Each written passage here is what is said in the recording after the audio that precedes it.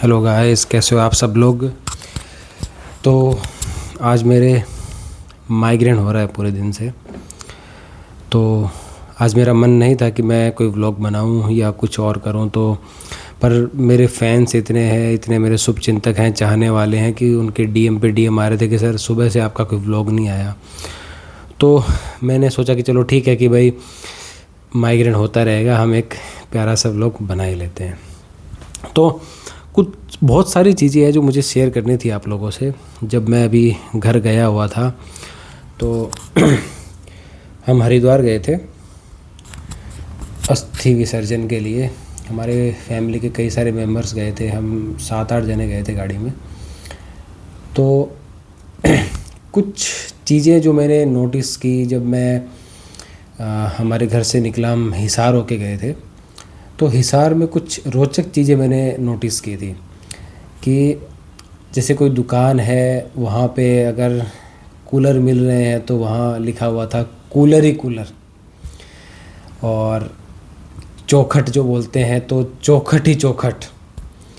और कुछ जगह जैसे कोई एजेंट की दुकान होगी, बीमे की होगी, तो वहाँ लिखा था बीमे ही बीमे। तो भाई मतलब क्या आइडिया है यार एडवर्टाइजमेंट करने का। मतलब आपको सारी चीज़ें बताने की ज़रूरत नहीं है कि भाई मेरे पास इस चीज़ के अंदर इतनी वैरायटी उपलब्ध है, आप सिर्फ इतना लिख दो कूलर ही कूलर, किताबें ही किताबें। और सबसे रोचक तथ्य, आजकल क्या होता है, मेडिकल में जाते हैं तो हमें ये पता नहीं होता कि सारी दवाइयाँ यहाँ पे मिलेंगी नहीं मिलेंगी। तो मैंने एक इतना बड़ा मेडिकल स्टोर देखा, उसके आगे लिखा हुआ था दवाइयाँ ही दवाइयाँ।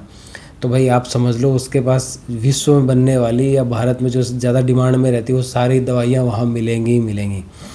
तो ये चीज़ मुझे बहुत अच्छी लगी कि भाई बहुत कम जगह आपकी लेगी, पर आपको छोटा सा बोर्ड लगा देना है दवाइयाँ ही दवाइयाँ। सामने वाला समझ जाएगा कि भाई इसके पास हर एक दवाई उपलब्ध है। तो उसके बाद हम हरियाणा क्रॉस करते हुए यमुनानगर और रुड़की, सहारनपुर, ये सब क्रॉस करके हम हरिद्वार पहुंच गए थे रात को। फिर हम वहाँ पे धर्मशाला में रुके थे। अच्छी धर्मशाला थी एकदम, हर की पौड़ी पे। हम काफ़ी लेट हो गए थे, बहुत सारे ऑप्शंस मिल जाते, होटल्स में भी ट्राई किया पर बंद थे, क्योंकि शायद हरिद्वार में सुबह जल्दी उठते हैं लोग या जो भी है, मतलब वहाँ मिलते नहीं है। ट्राई किया पर वो धर्मशाला काफ़ी अच्छी थी, हर की पौड़ी के बिल्कुल नज़दीक थी।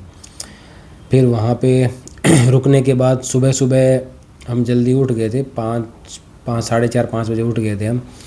फिर जो भी विधि वगैरह होती है वो सब हमने क्रियाएं करी। पर वहाँ पे मैं कई बार फेसबुक पे, यूट्यूब पे ये सारी वीडियोस देखता था कि कुछ जैसे खाना खिलाने वाले खड़े हैं वहाँ पे, और वहाँ आपको उसके पास ही गरीब दिख जाएंगे। तो आज भी मेरे सामने वीडियो आई थी तो मुझे दोबारा वो चीज़ याद आई। फिर मुझे ये पता था कि मुझे ये सारी चीज़ें आपसे शेयर करनी है।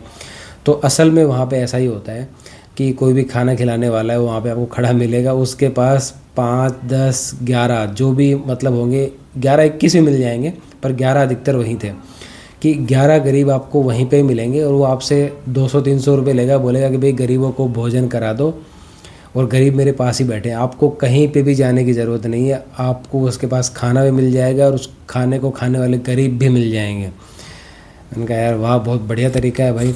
पर मैंने ये चीज़ भी मुझे अच्छी लगी कि भाई अगर गरीब कहीं पे है तो बाकी चलो मैं कई जगह गया नहीं, हिंदू धर्म में या फिर हिंदुस्तान में बहुत सारी ऐसी जगह होंगी जहाँ गरीबों के लिए इतना मतलब खाना वाना मिल जाता होगा या फिर उनको ऐसी जगह मिल जाती होगी।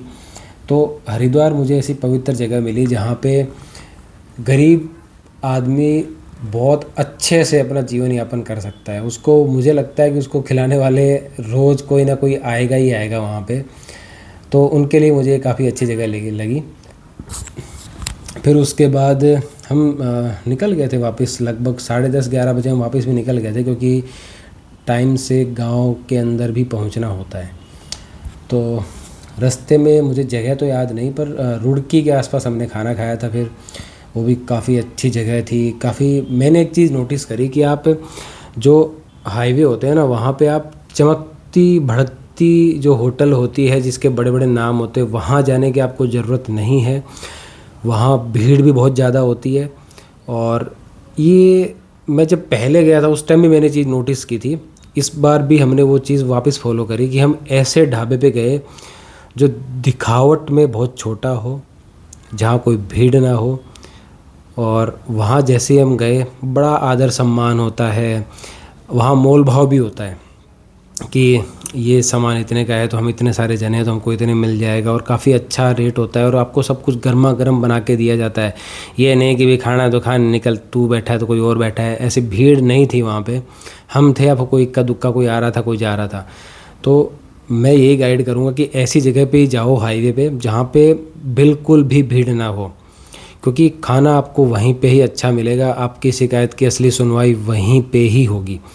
आप सोचो कि कोई बहुत बड़ा नाम है, भाई इसका नाम चलता है, मैं यहाँ चला जाता हूँ, भाई तो चले जाओ, पर आपको वो स्वाद नहीं मिल पाएगा जो आप छोटी सी जगह पर अपने स्वादानुसार खाना बनवा सकते हो। तो वहाँ पे काफ़ी अच्छा खाना खाने के बाद हम वापस निकल लिए, और रास्ते में मैंने, मेरे जो फैंस हैं उनको पता होगा कि भाई एक गोहाना आता है हरियाणा में, वहाँ पे मुझे टेस्ट करनी थी क्योंकि मैं इतना ज़्यादा जा नहीं पाता हूँ उस साइड। तो मातूराम हलवाई की जलेबी ट्राई की थी मैंने। वो उन जलेबियों का साइज़ था बहुत बड़ा बड़ा, और काफ़ी क्रंची और काफ़ी रस वाली जलेबियाँ थी, वो मुझे बहुत अच्छी लगी। फिर उसके बाद हम सीधे घर आ गए थे गांव में, जींद होते हुए, जींद हंसी हिसार होते हुए हम सीधे घर आ गए थे। तो काफ़ी अच्छा रहा था। तो अब देखिए ये होता है फ़र्क।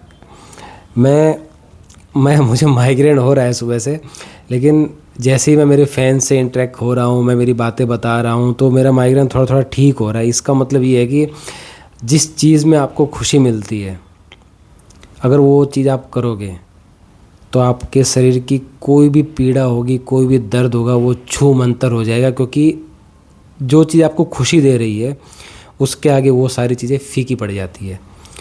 तो चलिए ठीक है, ये छोटा सा एक ब्लॉग था। अच्छा लगे तो शेयर कर देना, लाइक कर देना, फॉलो कर देना। चलिए ठीक है, बाय बाय।